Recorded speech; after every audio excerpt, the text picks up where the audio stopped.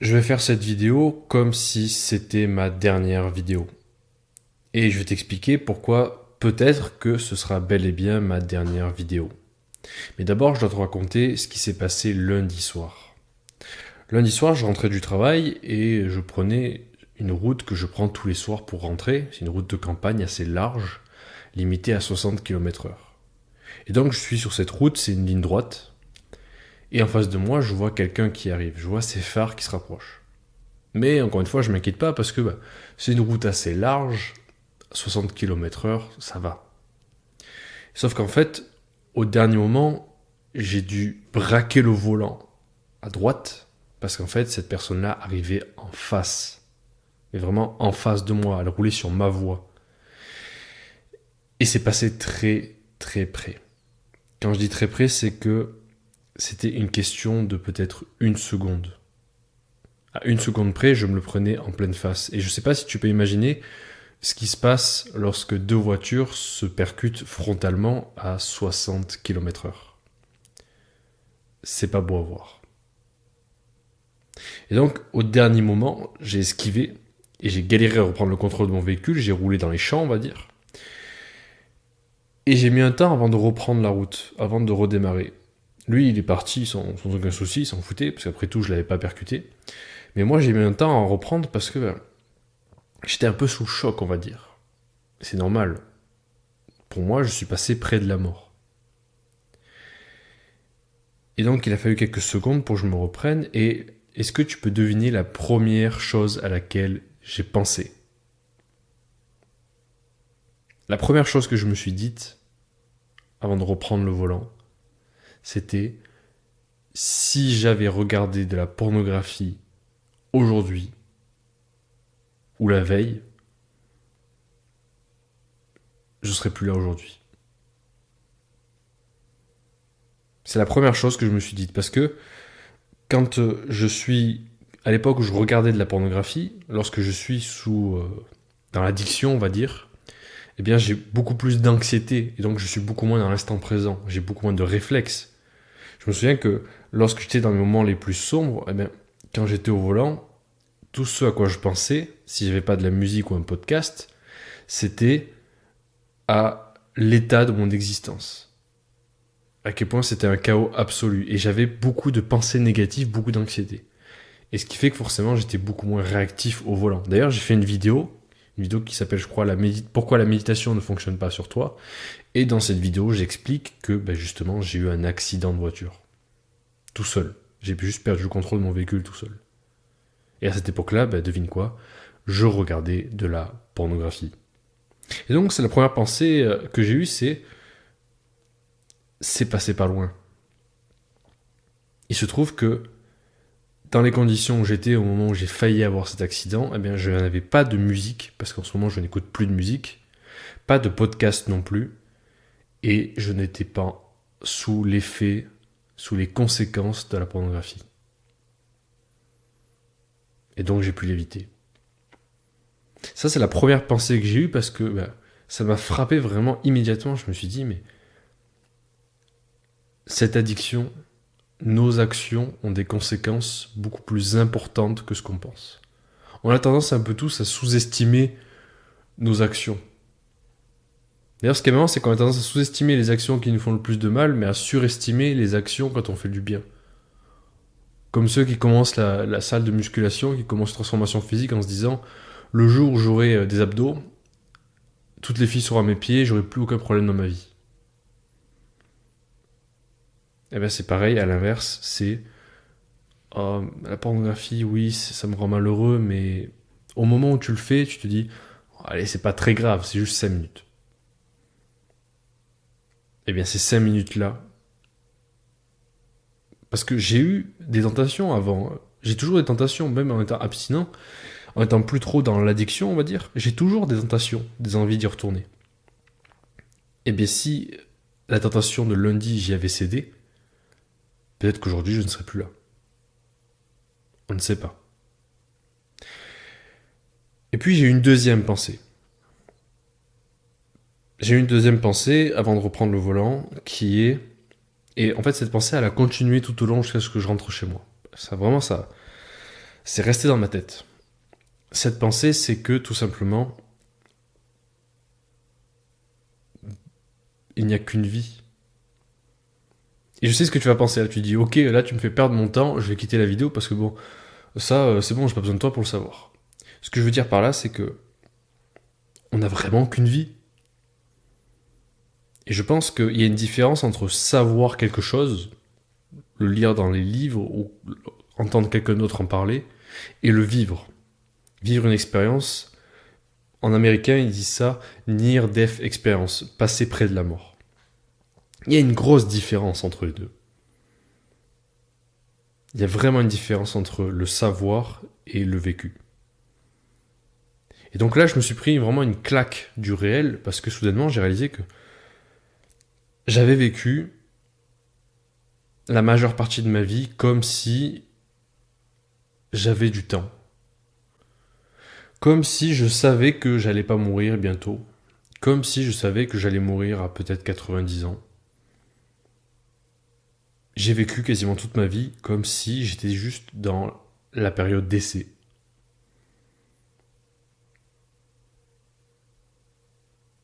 Alors que, j'ai bien vu, j'ai bien expérimenté qu'en fait, à tout moment, ça peut se terminer. Et donc, je me suis mis à penser à toute ma vie, à tout ce que je fais dans ma vie. Et vraiment, quand tu passes près de la mort, ou que tu as quelqu'un de proche de toi qui est mourant, tu oublies vite toutes les choses divertissantes comme les jeux vidéo, les réseaux sociaux, tout ça. Tout ce qui n'est pas essentiel, tu l'oublies. Vraiment, tu ne vois que l'essentiel, l'instant présent. Parce que tu prends conscience qu'il n'y a que ça. Et qu'à tout moment, ça peut disparaître. Et donc, j'ai réalisé qu'en fait, c'est vraiment avec cette expérience d'accident, enfin de presque accident, que j'ai pris conscience, mais c'est au-delà de juste le savoir, c'est vraiment j'ai pris conscience à quel point j'ai perdu du temps sur des trucs inutiles. J'ai vécu ma vie comme si j'en avais plusieurs, comme si j'étais un putain de chat avec 9 vies. Et si je fais cette vidéo, c'est parce qu'en fait, ces moments particuliers là, on prend conscience de ça, on en a tous dans nos vies. Mais la plupart des gens, ils ont tendance à juste passer. Comme ce mec, qui lui aussi est passé près de la mort. Il a juste tracé, il s'est pas arrêté, il a continué comme si de rien n'était. Et moi, quand ça m'est arrivé, je me suis dit, Mathieu, c'est très précieux ça. C'est une expérience très précieuse et tu ne dois pas oublier ce qu'il s'est passé. Parce que je vais te dire ce qui s'est passé après. Je suis rentré chez moi, j'ai continué de penser, je suis allé me coucher, et le lendemain, j'avais oublié. Et donc j'étais de retour sur des trucs inutiles. À me soucier de choses inutiles. Je n'allais pas sur Instagram parce que je vais plus sur Instagram, mais aller sur YouTube pour voir une vidéo qui finalement ne m'est pas très utile maintenant, penser à des choses qui sont pas vitales, qui sont pas urgentes, me faire du souci pour des conséquences qui sont pas tellement graves. Et donc j'ai oublié en fait. Je suis retourné dans ce que j'appelle l'arrogance. Et tu as aussi cette arrogance. Je vais te dire les choses simplement, vraiment honnêtement. Si aujourd'hui tu as passé ta journée, si tu as passé ne serait-ce qu'une heure à jouer aux jeux vidéo, une heure. Si tu as passé 30 minutes au moins sur un réseau social, ou si pire, si tu allais te masturber devant de la pornographie, je vais te dire la vérité. T'es pas un mal bêta, comme ils disent, t'es pas un homme faible, t'es pas perdu. Tu manques pas de confiance en toi, t'es pas un introverti, t'es pas un timide, non. T'es un putain d'arrogant. T'es un arrogant parce que tu joues la vie comme si t'avais le luxe d'en avoir plusieurs. Comme si t'avais le luxe de savoir quand t'allais mourir. Et du coup, tu disais, j'ai le temps. C'est de l'arrogance.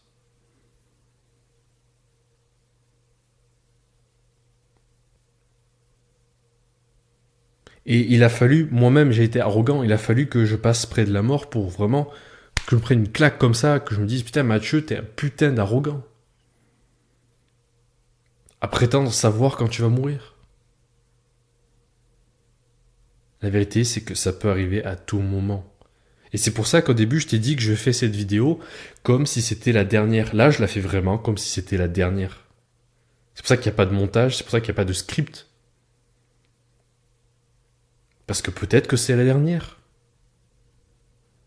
Peut-être que demain, je vais avoir un accident de la route.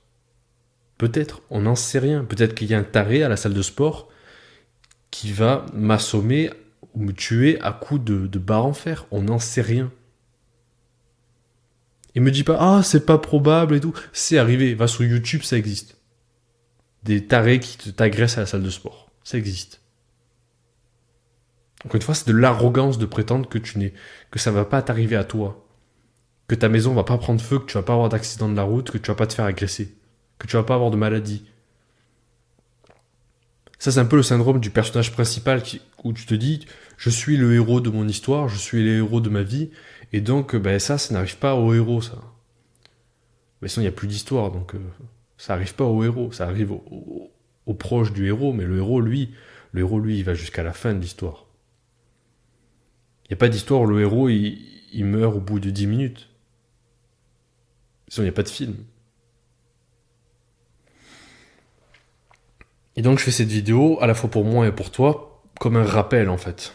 Un rappel que, oui, il n'y a pas d'autre vie.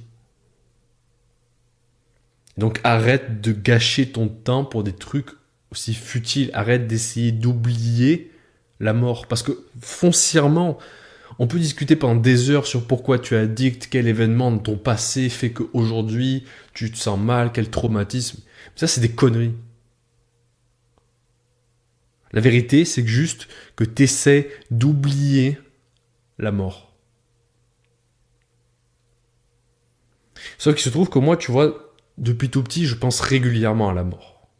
J'y pense beaucoup de fois. Et j'ai eu ma phase d'angoisse où je dormais plus la nuit quand j'avais peut-être 15 ans, où je pensais à la mort régulièrement. Et c'était vraiment... J'avais le vertige, en fait. Mais très tôt, je sais pas pourquoi, honnêtement, je me suis mis à penser régulièrement au fait de mourir, au fait que la vie, en fait, il y a un moment où il n'y a plus rien d'un coup. Tout ce à quoi tu tiens, il n'y a plus rien.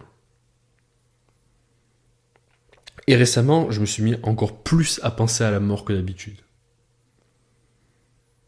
C'est notamment dû au fait que je suis resté coincé dans une maison en travaux avec quasiment rien dedans parce que j'étais bloqué du dos. Et donc tout ce que je pouvais faire, c'était juste penser et manger un peu ce que je trouvais dedans. Mais globalement, j'avais rien, quoi. J'avais que l'essentiel.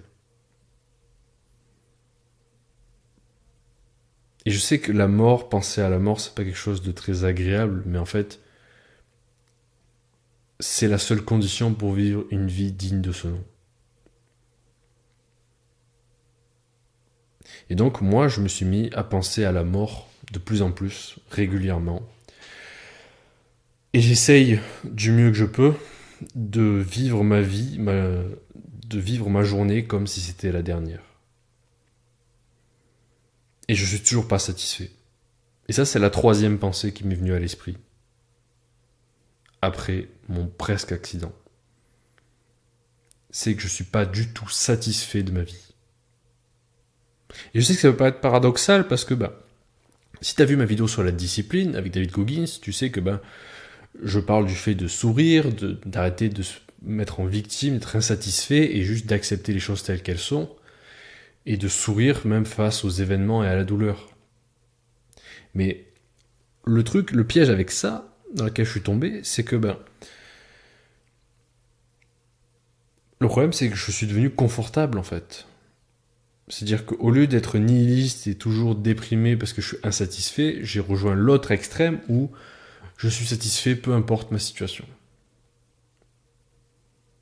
La vérité c'est que je déteste ma vie. Alors oui, il y a des choses que j'aime bien, comme faire des vidéos, cette chaîne, tout cet engouement, cette communauté, tous ces appels de coaching que j'ai, ça vraiment j'adore, ça donne sens à ma vie. Mais tout le reste, je déteste ma vie. Je suis insatisfait. Et si je mourais maintenant, je ne serais pas satisfait du tout de ce que j'ai fait.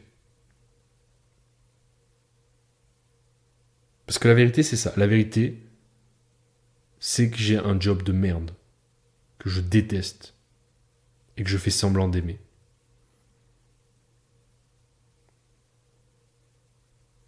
La vérité, c'est que ça fait des mois que j'ai personne. Et que ça me pèse d'être seul comme ça. Je sais pas si t'imagines, mais un homme n'est pas fait du tout pour vivre seul. Et le masculin et le féminin, ce sont des pôles. Donc si t'as pas le féminin qui vient renforcer le masculin, il y a un problème à un moment. Et j'ai quasiment pas voyagé à travers le monde. J'ai vu quelques pays voisins de la France, mais c'est tout. Je n'ai quasiment rien vécu. J'ai passé toute mon adolescence dans les livres à étudier, en me disant qu'à force d'étudier, j'aurais un bon métier. Donc je me suis privé de toutes les sorties, de toutes les soirées, de tout.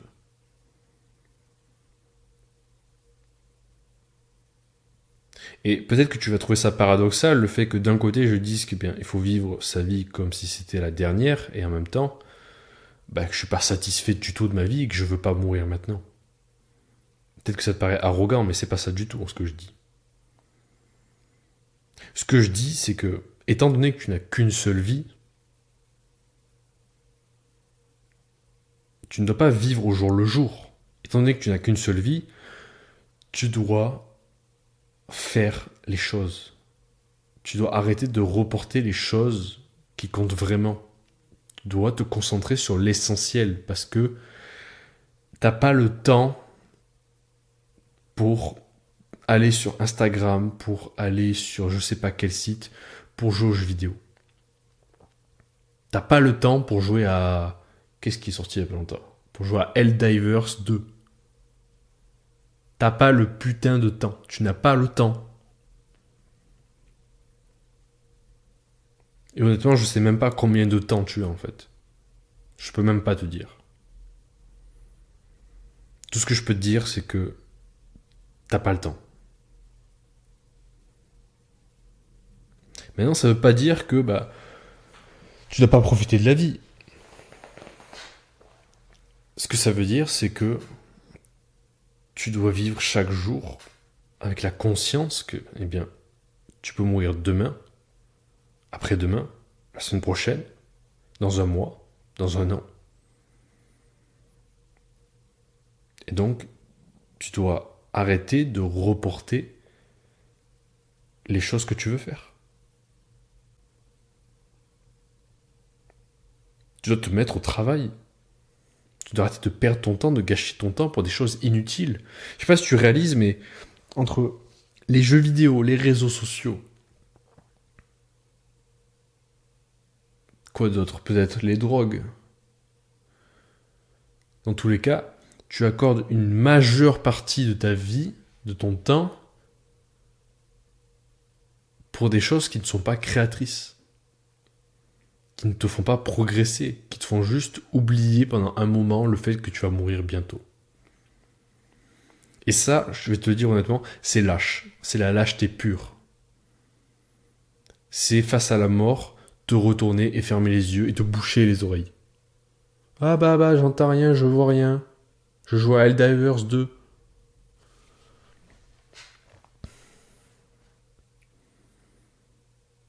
Tu veux que je te dise que c'est un vrai mal alpha, parce que tout le dev perso adore parler de mal alpha. Le vrai mal alpha, c'est celui qui regarde la mort dans les yeux. Qui tous les matins l'embrasse et lui dit « Passe une bonne journée ». Même qui lui dit « Passons une bonne journée ». Et moi-même, je te le dis, moi-même, je suis pas satisfait du tout de ma manière de vivre. Je suis pas satisfait de ma vie. Pas du tout. Je veux plus. Je veux rencontrer beaucoup de femmes. Honnêtement, je te le dis, je veux rencontrer beaucoup de femmes. Je veux coucher avec. Je veux des expériences. Je veux voyager à travers le monde.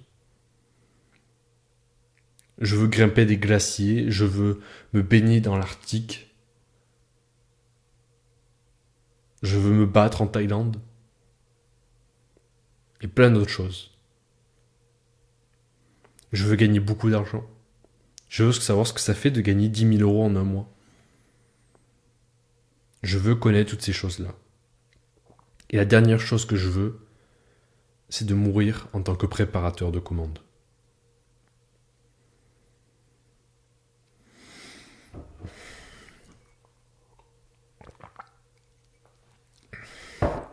Et une dernière chose que je vais te dire. Si actuellement tu n'arrives pas à te débloquer, c'est-à-dire que tu as bien compris que la vie c'est pas jouer d'avance et que tu peux mourir à tout moment, mais si ça te motive pas du tout à bouger, la vérité c'est qu'en fait t'es pas tombé assez bas. T'es trop confortable en fait. T'es pas tombé assez bas encore. T'as pas eu l'expérience de la mort. T'as pas eu l'expérience du manque. Honnêtement, je pense que c'est peut-être pour ça aussi que ça fait 1 an que je suis préparateur de commandes. C'est parce que c'est trop confortable. C'est juste assez confortable pour que je reste. Les gens sont juste assez sympas. C'est un job de merde. Je gâche ma vie là-dedans. Je perds mon temps là-dedans parce que je n'apprends rien. Je ne progresse pas. Mais les gens sont sympas. Et donc, je pense que c'est pour ça que j'y reste. Mais j'en ai assez. Honnêtement, je te dis, j'en ai assez, vraiment, j'en ai assez de cette vie où je me lève crevé de la veille parce que je me suis couché trop tard à cause de ce travail de merde, que je me lève trop tard, que j'arrive à peine à travailler 1 heure, puis que je mange, puis que je vais à la salle, puis que je vais à nouveau à mon travail et que je rentre tard encore une fois. J'en ai marre parce que c'est pas la vie que je veux, je suis pas satisfait, je veux plus.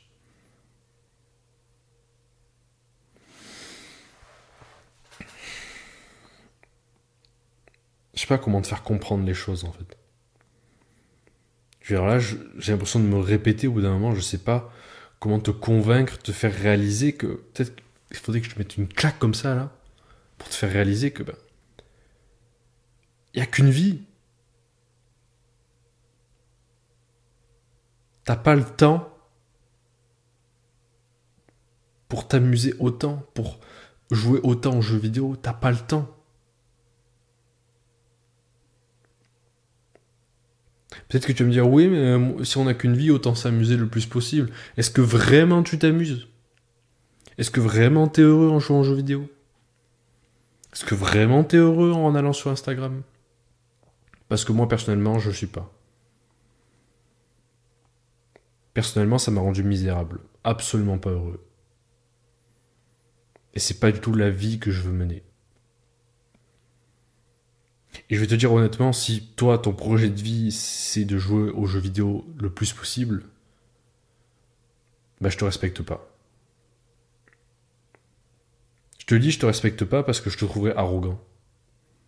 D'avoir encore une fois la prétention de savoir quand tu vas mourir et donc d'avoir le temps. Peut-être qu'on gagnerait tous en fait à savoir quand on va mourir. Même si c'est pas vraiment possible, mais je me demande si en fait, si on nous mettait d'avance un chrono en nous disant tu vas mourir à la fin du chrono, que tu le veuilles ou non, je me demande est-ce que ça changerait pas les choses en mieux.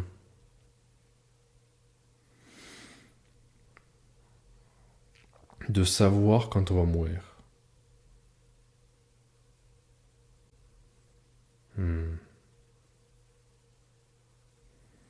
Honnêtement, j'en sais rien, donc je serais très curieux d'avoir ta réponse en commentaire, d'avoir ta réflexion sur le sujet. Est-ce qu'il vaudrait mieux vivre en sachant exactement quand on va mourir que de vivre sans savoir? J'aimerais beaucoup avoir ta réponse, honnêtement. Et puis, autre chose aussi, j'ai testé un nouveau micro là pour cette vidéo et je déteste ce micro, je déteste la qualité, je suis très déçu par rapport à ce que j'ai vu sur YouTube. Tout le monde m'a dit que tous les youtubeurs testeurs de micro m'ont dit que c'était le meilleur micro. Et honnêtement, j'aime pas ma voix dedans, mais encore une fois, j'aimerais avoir ton avis parce qu'autant je suis biaisé, parce que j'ai payé ça cher et du coup je suis biaisé, mais Donne-moi ton avis, est-ce que t'aimes ou pas le son de ma voix dans cette vidéo, parce que perso, je pense que je vais me faire rembourser. Mais ça me rassurera si tu me dis que finalement ça va. Allez, sur ce, je te dis à la prochaine. Salut!